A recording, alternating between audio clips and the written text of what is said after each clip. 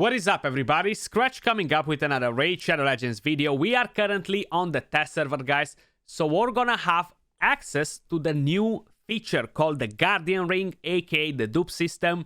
This feature has been requested in the game for an eternity, okay? Now that the feature is here, I kind of feel like this would never happen. I don't know. I'm kind of like in between, okay? 50% of me is fine with it. 60% is not, okay? So the reason for it, it feels like it's really gonna empower Krakens. Now, a lot of you guys are free to play, low spenders, are not really stressing about arena and things, and probably you have concerns. Now, in a way, I'm gonna tell you that you shouldn't be worried about it. It's not really gonna affect you. It's not really gonna affect me, okay? It's literally gonna affect the people that are like this much on top of me, okay? So we're gonna have a look at the feature, then we're gonna have a look at champions. We have a bunch of new champions as well. Some of them are pretty cool. I actually love one of them. But having a look at the new sparring pit, guys, it still looks the same here. Nothing changed. We have the faction guardians, okay? Now the reason I'm saying it, a lot of you guys scratch, you're a whale, you know what I mean? Yeah, but check this out, guys. I'm actually not gonna be able to fill up quite a few of these factions in here, man. Like, honestly, I'm not able to fill half of them, okay? So if I'm in this situation, a lot of you guys are far away from it. And that's in terms of legendaries. In terms of epics, I'm literally just missing epics here, which is fine. I'll be getting them without a problem, you know? The main idea is that legendaries is gonna be pretty hard for a lot of people to fill them up in. If you have 3 of the same legendary, you're not gonna be able to pair with another one that you have 3. They need to be 2 identical to fill up this slot. The good part about it is that you don't need to sacrifice them. You're still gonna be able to use these champions, okay? And a quick thing that I wanna specify, make sure you are keeping up dupes, because we have the Hydra clan boss coming out. Probably you've seen in the video we just released like not long time ago. We're gonna need 18 champions, 3 different teams in 1 week to fight the Hydra for each key if we're losing the champions and stuff. So it's gonna happen. We're gonna lose them. The Hydra is eventually gonna kill our team. So we're gonna need 18 champions a week. That means that we might need dupes of the exact same champion to fight the boss over and over again. So make sure you're not just dropping dupes that you might need. That's kind of like what covers here. I'm gonna show you how is my situation. I don't have enough Legos for barbarians, only 4. I don't have enough for the high elves. I don't have enough for the banner lords. I don't have enough for the lizardmen, not enough for the skinwalkers, not enough for the night revenants, not enough for shadowkin, not enough for dwarfs. So I cannot fill up all the guardian rings. The whales will be like, is Skratch free to play? So that's the part that I like, okay? This is literally the best part of the entire dupe system. It's gonna benefit everyone, at least for epic. The epics, they're gonna get stronger. They're gonna get to fight against legendary champions. It's gonna help you with the dungeons and all the rest of the thing. Doom Tower is gonna be a huge boost for the entire community. So this is not a negative thing whatsoever. When we go at the Empower Champions, this was actually leaked over the weekend, guys. Now, because we have an embargo with them, okay, we have like an agreement. Guys, we give you access to test the features, but you're gonna be able to talk about them starting from this date. Usually it's 1 or 2 days before they release the actual update in game, okay? We haven't been able to talk about it during the weekend, so it was kind of like a big shit show. Thanks to somebody who actually spoiled everything for everyone, since they actually planned the what's next in Raid video. But this kind of raises concerns for me. And again, it's not gonna affect the player base unless the future content, the Hydra clan boss, etc., is gonna be related to the empowerment.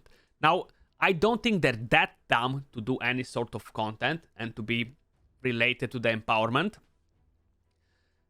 So because of it, this is literally gonna make a difference in between the whales and the krakens. So the krakens are gonna eat us alive, because how many people they have tons of dupes of the meta champs, you know? And the stats that you can get, I cannot even make one at full, guys, sorry. So I cannot show you for the full 4 ones, but I can walk you through it. So for example, let me just find some champions here. I don't have enough to make a max one.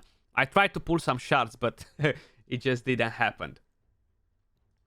So it's actually at the faction guardians. So I gotta remove them from there in order to be able to make it, you see. Basically, you're getting like this in the next way. Let me just quickly go here and remove the champions, okay? That's gonna make our life a bit easier. So if we go right here, confirm and confirm, okay? Now, if we go back, let's look for Tela Goremane, and she should be around... Where is she? By rank, yeah? Have we passed her? It's kind of like confusing how they're mixing up the champs. So we have this one. So the first empowerment gives you 10% HP attack defense, 15 resistance, 15 accuracy. The second one adds 10% more on all those. It gives you 10 speed. It gives you more accuracy, more resistance. The third one gives you 10% of all these. The fourth one will give you 10 more resistance and accuracy, 10% on each stat, 5 more speed, and it's gonna give you 10 crit rate and 30 crit damage.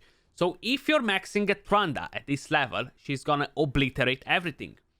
If you're maxing a Siphi, a Duchess, they're gonna be like, wow, super, super powerful. With reaction, they're just gonna be crazy. But again, how many of us actually have that? Only the Mega Krakens. Probably 20-30 people in the entire game, okay? So only they gonna have the benefit of this. My concern with it is that they'll be kind of dominating Platinum Arena. And not because of 40% HP attack and defense. It's because the speed, accuracy, resistance, okay? How is it not gonna affect people in gold? How is it not gonna affect people in a 3v3 arena? How I specified, it takes an insane amount of champions to have the right dupes. And we're just not there yet. A lot of us. Like, this dupe system was kind of designed in such a way that the game is gonna last for 10 more years from here. Because I've been playing for almost 3 years, and that's where I stand with champions, okay? I do have 3 Duchesses. Does that mean that I'm gonna sacrifice any of them to empower one? Probably not. Because I have them leveled up, I have them booked, I have different builds on them, I have 2 Chimars, never gonna sacrifice them, you know? But the positive thing with this is that non-meta champions might come in play. Bigan, for example, you have 4 Bigans, you're gonna empower him, he might become a super powerful nuker. Yannicka, many champions like this can have a better role now. If you have enough dupes from the non-meta champions, they might slip in the meta. I still think this is very powerful. My feedback for this was, cut this in half, and people are still gonna wail crazy for shards. They're still gonna do it. Give them 10 speed, 20% of the stats, 25, 35 accuracy in total, and people are still gonna do it without second thoughts, because it's still powerful enough. It didn't happen. Feedback is being considered that they've already tested it. They made my own champions, and they went in arena, and they went here and there, and they were still able to smash the other champions. So, unfortunately, it's here to stay the way it is. Am I happy with it? Not really. Moving over to unbind champions. Now again, I'm disappointed here as well, guys. The reason for it, if you're going at a token trader, okay, we have these 6 champions in the shop. It's not like we have the whole list from where we can pick and match whatever champions we want to buy, because it would make sense in a way or another to be able to do it, since they're so crazy expensive, okay? 2,500 up to 4,000 for Sir Nicholas. Now, Sir Nicholas is a good champion, but is very average. Okay, like honestly, he can give you unkillable on your clan boss team. He can help you in the spider dungeon. He can help you in the doom tower, but he's still an average champion. Okay, he's not God tier champion. He's not meta champion. He's not an S tier champion. And being at 4,000 tokens, I find it really, really expensive. What does it take to get 4,000 tokens? If you're going at unbind champions, okay? For example, let's go back to Tela Goremane. Or let's go at this warlord. Okay, so we cannot go at that one. If we go at Little Miss Annie. For a Void Legendary champion, doesn't matter which one of them, doesn't matter which champion in the entire game, is gonna give you 500 life tokens. For all of them, the same price. Why do we have a bigger price when we're purchasing the champions? I would have expected that the reason why they made 500, 1000, 3000 instead of 1, 2, 3, and 4, 5, 6, whatever, is because Void champions might give 750 instead, 650. Maybe an epic champion might give us like 50 tokens, a dupe epic champion. Unfortunately, it's not the case. Are they ever gonna plan to bring this in the game? I'm not sure. It hasn't been confirmed or denied. It would be nice to be able to sell epic champions for 50 tokens or 100 tokens. Then it wouldn't be such a big problem with the price here. So I gotta sacrifice 8 legendary champions to get a Sir Nicholas. Is that worth it? Hell, I need a C5 to sacrifice 8 of them, you know? Unless you're a collector and you're a Mega Kraken again, and you're a collector, then yeah, you're gonna go and get it because you don't have him and you have a million other dupes. After I'm doing my faction guardians, I can sell enough champions, 6 of them only. That's all that I afford to sell out of all my dupes after I'm done with the sparring pit. So I can get Tomb Lord, which is new. Okay, so that's what I'm gonna do. If I would get Molly, I'm gonna be able to complete my faction guardians for the dwarves. That gives me 10 more speed for the champions. Am I gonna stress that much to go and get that? No. Tomb Lord is gonna be huge for the Hydra boss. Defense down, poisons, attack down. Man, Tomb Lord is gonna be a god in the Hydra clan boss. Mark my words. You heard this here. You're gonna see it in the future once the Hydra clan boss is out, probably next month. Now, this is the dupe system, guys. If you guys remembered, we all rated it ages ago with everything that we knew about it. And we said, okay, I'm gonna give it a 6 or whatever I said, I can't even remember. But that can drastically drop once we know everything. Now, Faction Guardians, I vote 10 out of 10. Great, great stuff. Empowerment Champions, I'm gonna have to give it a 4. Okay, I cannot give it more than a 4 since it literally just benefits the mega Krakens. And I feel like if it's not related to content, then yeah, I can give it a higher rate, a 6, a 7. Let's just say it would be fair enough. No matter what they were gonna do, they cannot satisfy everyone, and some people would complain. I guess I'm just one of those ones. On the unbind champions with the token trader, I'm gonna have with a 3. I'm gonna have to go with a 3. They're way too expensive. I gave them feedback. I said they need to decrease the price by at least 20%. Okay, so instead of 8, this should be a maximum of 6. This should be a maximum of 3 champions. This should be a maximum of 4, 4, 4. And that would make it decent. Not perfect, not amazing, just decent. Again, I gave the feedback. This is still where it's gonna be. It's not gonna change anytime soon. But guys, that was all for the dupe system. I'm not gonna engage more into it, okay? Let's just move over to new champions, okay? So if we're going all the way to Demonspawn, we're gonna have a new awesome champion. She looks pretty badass. She has literally a knife in her chest. With her the crowned. On the A1 attacks all enemies, 50% chance to land Leech debuff for 1 turn. also a continuous heal buff on a random ally for 2 turns. Now this can be pretty useful for the Hydra clan boss, guys, since we have the Leech AoE. On here we have increases defense buff on all allies for 2 turns, also increases the duration of all continuous heal buffs on all allies by 1 turn, then instantly activates any continuous heal buff on all allies. This is a pretty powerful skill as well, very, very interesting, kind of like a new small mechanic here, activates the continuous heal, paired with the Battle Khazar, paired with the Tuhanarak. This can be super powerful again, great addition. I think she would pair amazing with the Battle Khazar for the Hydra boss. On here we have removes all debuffs from all allies, then heals all allies by 30% of this champion's max HP. She has a solid base HP, 24k, guys. Again, this is gonna be on a 3-turn cooldown, fully booked. I would rank this champion an S tier, considering that we have the Hydra coming out. She's definitely an S tier champion. Force Affinity, she looks pretty badass. And the passive places a 15% continuous heal buff on the ally with the lowest HP for 1 turn at the start of each turn. And we have increases ally resistance in all battles by 50. We need not an insane amount of books. Wow. 8 books for such a powerful champion. Yeah, definitely worth it, guys. I find it like she is awesome. Worth it the investment. I hope I'm gonna pull her soon.